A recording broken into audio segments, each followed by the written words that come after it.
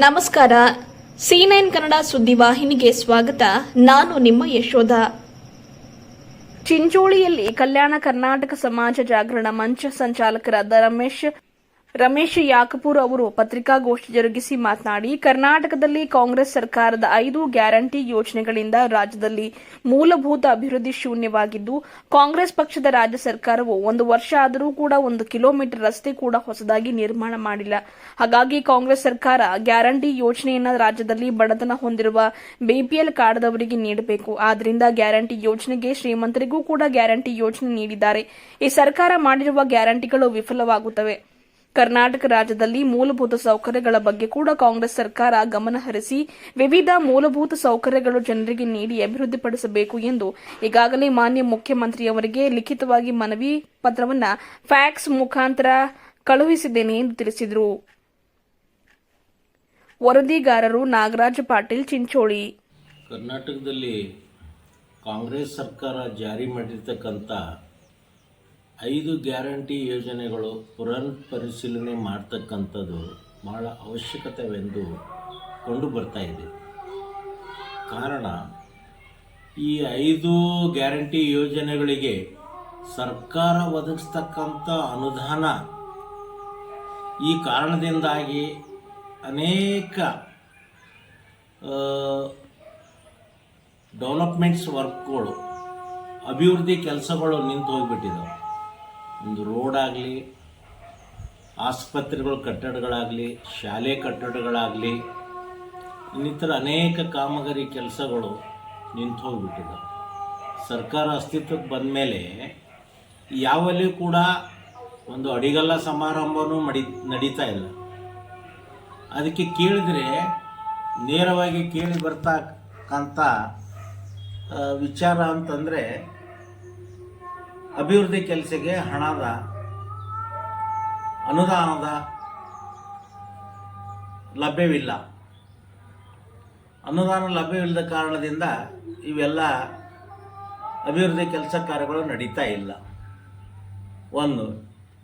ಇನ್ನೊಂದು ವಿಷಯ ಅಂದರೆ, ಈಗ ಸಂವಿಧಾನದ ಆಶಯ ಆದರೂ ಕೂಡ ಇಷ್ಟೇ, ಏನು ಅಂದರೆ ಈ ದೇಶವಾಸಿಗಳಿಗೆ, ಈ ಸಮಾಜದಲ್ಲಿ ಇರ್ತಕ್ಕಂಥ ಕಡು ಬಡವರಿಗೆ, ಯಾರು ಶಿಕ್ಷಣದಿಂದ ಹಿಂದುಳಿದ್ದಾರೆ, ಸಾಮಾಜಿಕವಾಗಿ ಹಿಂದುಳಿದ್ದಾರೆ, ಆರ್ಥಿಕವಾಗಿ ಹಿಂದುಳಿದಿದ್ದಾರೆ, ಅವರಿಗೆ ಆಯಾ ರಾಜ್ಯ ಸರ್ಕಾರಗಳು ಮತ್ತು ಕೇಂದ್ರ ಸರ್ಕಾರಗಳು ವಿಶೇಷವಾದಂಥ ಸವಲತ್ತುಗಳಾಗಲಿ, ಮೀಸಲಾತಿಗಳಲ್ಲಾಗಿ ಕಲ್ಪಿಸಬೇಕು ಅಂಥೇಳಿ ಸಂವಿಧಾನ ಆಶೆ ಕೂಡ ಹೌದು. ಆದರೆ ಇಲ್ಲಿ ಈ 5 ಗ್ಯಾರಂಟಿ ಯೋಜನೆಗಳಲ್ಲಿ ಇಲ್ಲಿ ಯಾವುದೇ ತೀರತಕ್ಕಂಥ ಏನು ಇಲ್ಲಿ ಸೌಲಭ್ಯಗಳು ಒದಗಿಸ್ತಾ ಇದ್ದಾರೆ ಸರ್ಕಾರ, ಇಲ್ಲಿ ಎಲ್ಲರಿಗೂ ಸೌಲಭ್ಯಗಳು ಒದಗಿಸ್ತಾ ಇದ್ದಾರೆ. ಶ್ರೀಮಂತರಿಗೂ ಒದಗಿಸ್ತಾ ಇದ್ದಾರೆ, ಬಡವರಿಗೂ ಒದಗಿಸ್ತಾ ಇದ್ದಾರೆ. ಈ ರೀತಿ ಆಗೋದ್ರಲ್ಲಿಂದ ಏನಾಗ್ತಾ ಇದೆ ಅಂತಂದರೆ, ಸರ್ಕಾರದ ಖಜಾನೆನೇ ಖಾಲಿ ಆಗ್ತಾ ಇದೆ. ಇಲ್ಲಿ ಈ ಯೋಜನೆ ನಿಲ್ಲಿಸಬೇಕು ಅನ್ನೋದು ಉದ್ದೇಶ ಅಲ್ಲ. ಈ ಯೋಜನೆಯನ್ನು ಮುಂದುವರಿಸಬೇಕು ಹೊರತಾಗಿ ಈ ಯೋಜನೆಗಳ ಸೌಲಭ್ಯ, ಈ ಯೋಜನೆಗಳ ಉಪಯೋಗ ಯಾರಿಗಾಗಬೇಕು ಅಂತಂದರೆ ಬಡವರಿಗಾಗಬೇಕು, ಕೃಷಿ ಕೂಲಿ ಕಾರ್ಮಿಕರಿಗಾಗಬೇಕು, ಇತರ ಕಾರ್ಮಿಕರಿಗಾಗಬೇಕು, BPL ಕಾರ್ಡ್ ಇರ್ತಕ್ಕಂಥವ್ರಿಗೆ ಉಪಯೋಗ ಆಗಬೇಕು. ಇದು ಸರಿಯಾದಂಥ ಕ್ರಮ ಆಗ್ತದೆ. ಮತ್ತು ಪದವೀಧರರು 2022-23 ಸಾಲಿನಲ್ಲಿ ಯಾರು ಪಾಸ್ ಮಾಡಿದಾರ, ನಿರುದ್ಯೋಗಿಗಳಾಗಿದ್ದಾರೆ, ಅವ್ರಿಗೆ ಮಾತ್ರ ಮಾಸಿಕ 3,000 ರೂಪಾಯಿ ಮಾಸಾಶನ ಕೊಡ್ತೀವಿ ಅಂತ ಸರ್ಕಾರ ಘೋಷಣೆ ಮಾಡಿದ್ದಿದೆ. ಅದು ಸರಿಯಾದ ಕ್ರಮ ಅಲ್ಲ. ಯಾರು ನಿರುದ್ಯೋಗಸ್ಥರಾಗಿದ್ದಾರೋ ಅವರಿಗೆ ನೀವು ಎಷ್ಟೇ ಮಾಸಾಶನ ಕೊಟ್ಟರು ಎಲ್ಲರಿಗೂ ಕೂಡ ಮಾಸಾಶನ ಕೊಡ್ತಕ್ಕಂಥದ್ದು ಯೋಜನೆ ಇರಬೇಕು. ಇತ್ತೀಚೆಗೆ ಇವತ್ತೇ ಪತ್ರಿಕೆಯಲ್ಲಿ ವರದಿಯಾದಂತೇಳಿ ಬಿಹಾರದಲ್ಲಿನೂ ಕೂಡ ನಿತೀಶ್ ಕುಮಾರ್ ಸರ್ಕಾರ ಈ ನಿರುದ್ಯೋಗಸ್ಥರಿಗೆ ನಿರುದ್ಯೋಗ ಭತ್ಯೆ ಒದಗಿಸ್ತೀವಿ ಅಂತ ಕೂಡ ಘೋಷಣೆ ಮಾಡಿದ್ದಾರೆ. ಅದು ಅಲ್ಲದೆ ರಾಜ್ಯದಲ್ಲಿ ಸರ್ಕಾರದ ವಿವಿಧ ಇಲಾಖೆಗಳಲ್ಲಿ ಇರ್ತಕ್ಕಂಥ ಖಾಲಿ ಹುದ್ದೆಗಳಲ್ಲಿ ಗುತ್ತಿಗೆ ಆಧಾರದ ಮೇಲೆ ನೇಮಕಾತಿಗಳು ನಡೀತಾ ಇದ್ದಾವೆ. ಇದು ನಿರುದ್ಯೋಗಸ್ಥರಿಗೆ ಆಗ್ತಕ್ಕಂಥ ಅನ್ಯಾಯ ಇದು. ಯಾಕಂದರೆ ಆ ಗುತ್ತಿಗೆ ಆಧಾರದ ಮೇಲೆ ನೇಮಕ ಮಾಡ್ತಾ ಹೋದಂತೆ ಇಲ್ಲಿ ಯಾರು ನಿರ್ಯೋಗಿಸ್ತಿದ್ದಾರೆ ಅವರು ವಯಸ್ಸು ಮೀರಿ ಅವರು ಖಾಯಂ ಆಗಿಯೇ ನಿರುದ್ಯೋಗಸ್ಥರಾಗಿ ಉಳಿತಕ್ಕಂಥ ವ್ಯವಸ್ಥೆ ಆಗ್ತಾ ಇದೆ. ಲಕ್ಷಾಂತರ ಹುದ್ದೆಗಳು ಖಾಲಿ ಇದ್ದಾವೆ. ಹೀಗಾಗಿ ರಿಕ್ರೂಟ್ಮೆಂಟ್ ಮಾಡಬೇಕು, ರಿಕ್ರೂಟ್ ಮಾಡಿ ನೇಮಕಾತಿಗಳನ್ನು ಮಾಡಬೇಕು, ಆಯಾ ಹುದ್ದೆಗಳನ್ನು ತುಂಬಬೇಕು, ನಿರುದ್ಯೋಗಸ್ಥರಿಗೆ ಉದ್ಯೋಗನ ಒದಗಿಸ್ತಕ್ಕಂಥ ಕೆಲಸ ಸರ್ಕಾರ ಮಾಡಬೇಕು ಅಂಥೇಳಿ ನಾನು ಈಗಾಗಲೇ ಮಾನ್ಯ ಮುಖ್ಯಮಂತ್ರಿ ಸಿದ್ದರಾಮಯ್ಯಜಿ ಅವರಿಗೆ ಪತ್ರ ಬರೆದು ನಾನು ಒತ್ತಾಯಿಸ್ತೀನಿ.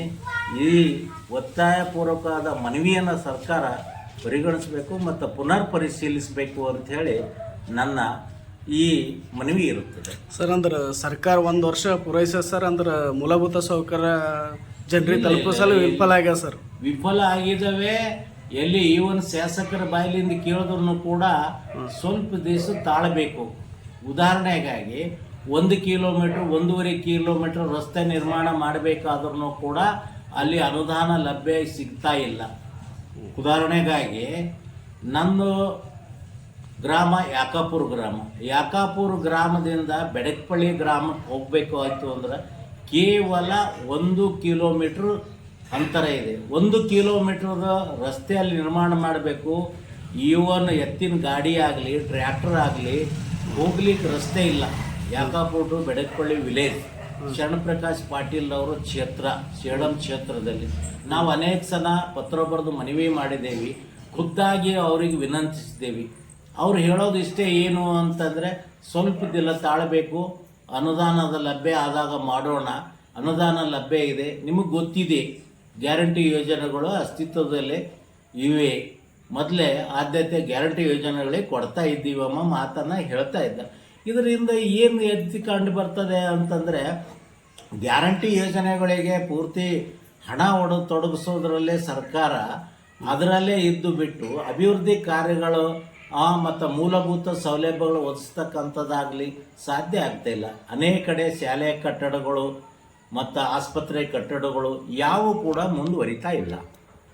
ಅದ್ರ ಸರ್ಕಾರಕ್ಕೆ ಒತ್ತಾಯ ಮಾಡ್ತೀರಾ ಸರ್? ಸರ್ಕಾರಕ್ಕೆ ನಾನು ಒತ್ತಾಯಪೂರ್ವಕವಾದ ಮನವಿ ಮಾಡ್ತೀನಿ. ಪುನರ್ ಪರಿಶೀಲನೆ ಮಾಡಬೇಕಿದ್ದು ಯೋಜನೆ ನಿಲ್ಲಿಸಬೇಕು ಅಂತಿಲ್ಲ, ಪುನರ್ ಪರಿಶೀಲನೆ ಮಾಡಬೇಕು. ಯಾರಿಗೆ ಆರ್ಥಿಕವಾಗಿ ಯಾರು ಸಬಲರಲ್ಲ ಅಂಥವರಿಗೆ ಈ ಯೋಜನೆಗಳನ್ನು ವಿಸ್ತರಿಸಬೇಕು ಅನ್ನೋದು ನನ್ನ ಈ ಒತ್ತಾಯಪೂರ್ವಕವಾದ ಮನವಿ ಇದೆ ಸರ್ಕಾರಕ್ಕೆ.